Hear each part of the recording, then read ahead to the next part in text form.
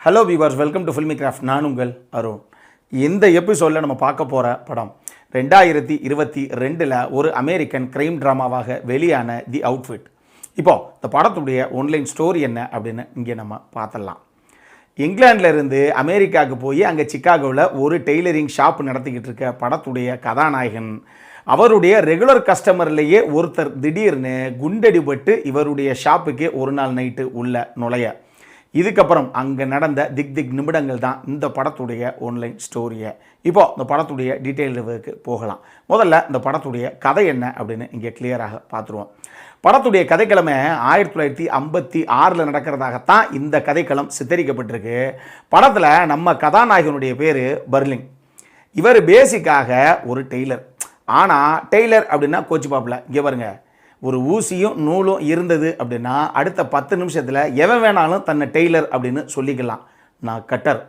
அதுதான் பெரிய வேலையை எந்த அளவுக்கு லாபகமாக பக்காவாக ஒரு கோட் ஷூட்லாம் தைக்கிறோம் இல்லையா, இதுக்கெல்லாம் எப்படி கட் பண்ணுறோம், எந்த அளவுக்கு ப்ராப்பராக அங்கே நம்ம வேலையை இன்புட் பண்ணுறோமோ அங்கே தான் நீங்கள் ஜெயிக்கிறீங்க. ஸோ எனக்கு டெய்லர் அப்படின்னு சொல்கிறத விட கட்டர் அப்படின்னு சொல்லுங்கள், அதுதான் கௌரவப்படுத்துகிற விஷயமாக இருக்கும் அப்படின்னு சொல்லக்கூடிய ஒரு நபர்.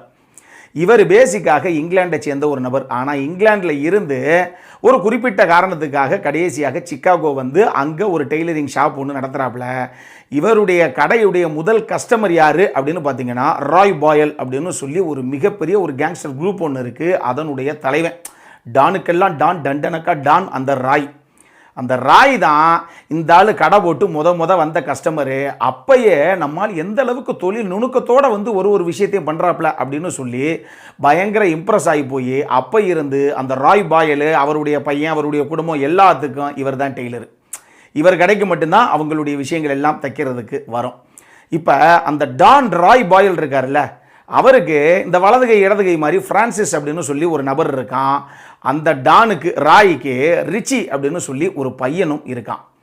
இப்போ அந்த டான் முதல் தடவை கடையை பார்த்தாப்புல இல்லையா, அப்போ பிடிச்சி போச்சுன்னு சொன்னேனே, அதுக்கு இன்னொரு காரணம் என்ன அப்படின்னா அந்த ஆள் பண்ணக்கூடிய இந்த இல்லீகல் ஆக்டிவிட்டீஸு, இந்த பணத்தை எல்லாம் இந்த கள்ளத்தனமாக அங்கங்கே கைமாற்றி விடுற வேலை, இது எல்லாத்துக்கும் இந்த ஆள் கடையை யூஸ் பண்ணிக்கலாம் அப்படின்னு சொல்லி அந்த டான் நினைக்கிறான். அதுக்கு காரணம் என்ன அப்படின்னு பார்த்தீங்கன்னா, நம்ம ஹீரோ இருக்காப்புலையே, அவர் ஒரு அந்நிய நம்பி, வாயை திறந்து யாருக்கிட்டையும் பேச மாட்டாப்புல, வாய் இல்லாத ஒரு புள்ள பூச்சி மாதிரி குணாதிசயம் இருக்கக்கூடிய ஒரு நபர் இவர். இவன் தாட்டா சரியான ஆள், இவன் போகிற இடத்துலலாம் ஆளை போடுங்க அப்படிங்கிற அளவுக்கு இவருடைய அந்த டெய்லரிங் ஷாப் இருக்கு. அதுக்குள்ளேயே போஸ்ட் பாக்ஸ் மாதிரி ஓரமாக சின்னமாக ஒரு பாக்ஸை வச்சு அந்த பாக்ஸுக்குள்ளே அவன் பணத்தை போட்டு போகிறான். டெய்லி நைட்டு இந்த டானுடைய அந்த வலதுகை இடதுகை மாதிரி ஃப்ரான்சிஸ்னு ஒருத்தர் இருந்தால் பாருங்க, அந்த ஃப்ரான்சிஸும் இந்த டானுடைய பையனான ரிச்சியும் 2 பேரும் டெய்லி நைட்டு வருவாங்க.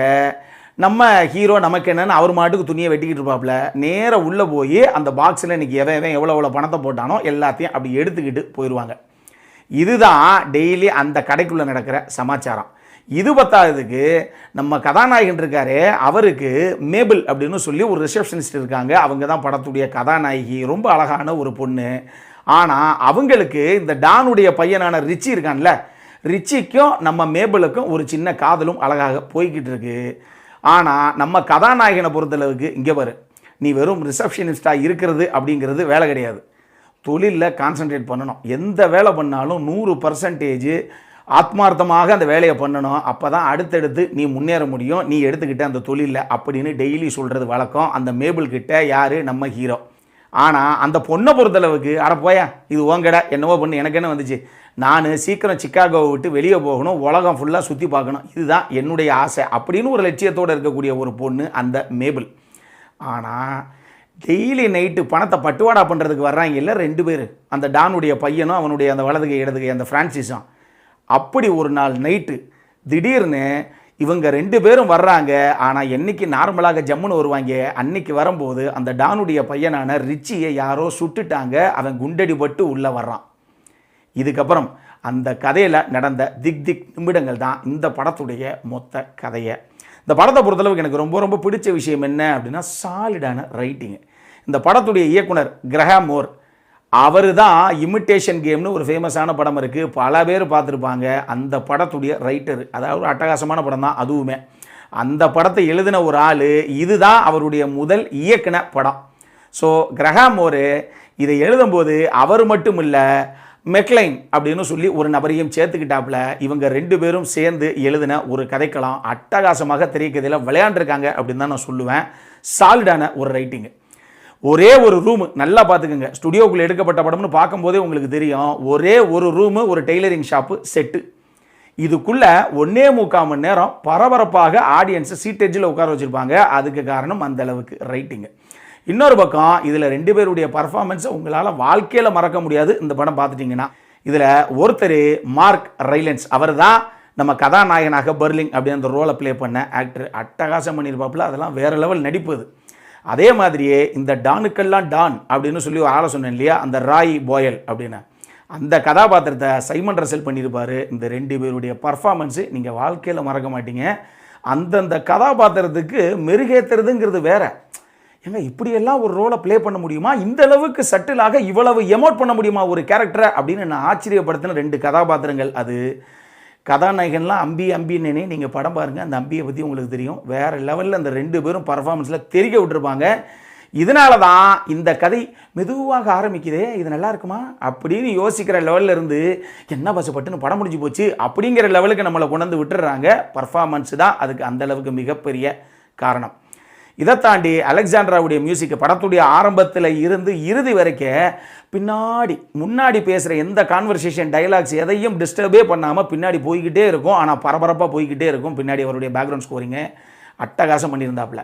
ஆனால் இந்த படம் பார்க்கும்போது நிச்சயமாக என்னுடைய முடிசூடா தலைவன் ஆல்ஃபிரட் ஹிச்காக் அவர் எடுத்த 1948 முதல் கலர் படமான ரோப், அதாவது அவர் எடுத்த முதல் கலர் படம் அதான்.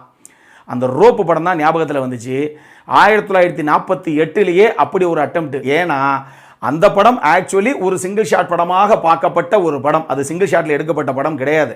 ஆனால் அவங்க வச்ச லாங் டேக்ஸ்னால எங்கே கட் பண்ணாங்க, எப்படி அடுத்த சீனுக்கு போனாங்க அப்படிங்கிறதே தெரியாமல், ஒன்றுமே தெரியாமல் படம் பார்த்தவங்களுக்கு எங்கே சிங்கிள் ஷாட்டில் எப்படி ஒரு படமா அப்படின்னு ஒரு பிரமிப்பை கொடுத்த படம்.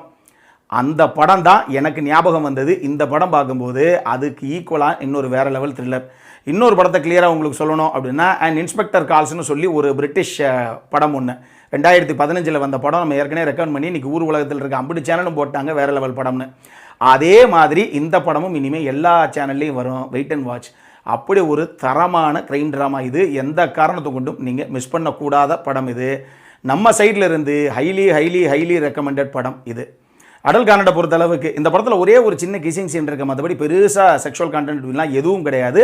நீங்கள் ஃபேமிலியோட பார்த்தே தீர வேண்டிய அட்டகாசமான ஒரு க்ரைம் ட்ராமா இது. ஒரு மஸ்ட் வாட்ச் படம். திருப்பியும் அழுத்தியே சொல்லிட்டேன். இப்போது நம்மளுடைய அடுத்த செக்மெண்ட்டான இன்ட்ரெஸ்டிங் ஃபேக்ட்ஸ் அபௌட் தி மூவிக்கு போகலாம்.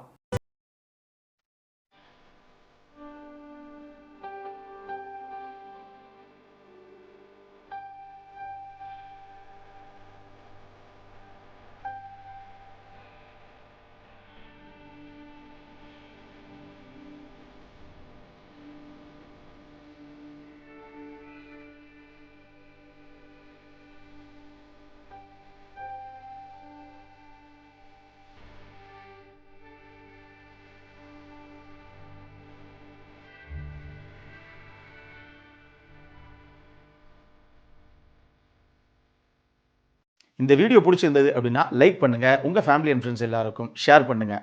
உங்களுடைய கருத்துக்கள் எதுவாக இருந்தாலும் கீழே இருக்கக்கூடிய கமெண்ட் செக்ஷனில் பதிவிடுங்க.